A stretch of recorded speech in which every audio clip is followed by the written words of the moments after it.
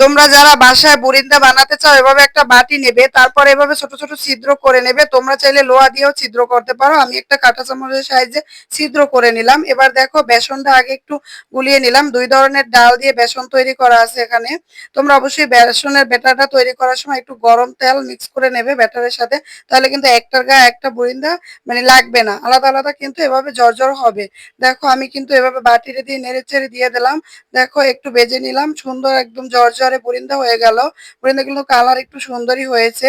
তোমরা চাইলে কিন্তু এভাবে বাসায় ট্রাই করতে পারো। এবার আমি একটা ছোট কড়াইতে পানি দিয়ে দিলাম অল্প সামান্য। এর ভিতরে আমি চিনি দিয়ে দেব। সামান্য পরিমাণ চিনি দিচ্ছি। তোমরা যেরকম মিষ্টি খেতে চাও ওরকম নিজেদের মতো মিষ্টি দিয়ে দেবে। মিষ্টি দেওয়াটা হয়ে গেলে একটু মানে পানিটা একটু হালকা কমানোর পরে তারপরে বুরিন্দাগুলো সব দিয়ে দেবে। দিয়ে তারপরে কি একটু নাড়াচাড়া করে ঢাকনা দিয়ে দেবে। একটু টাইম ঢাকনা দিয়ে রাখবে। তারপর দেখবে এগুলো একদম ফুলে কিন্তু টসটসে হয়ে যাবে।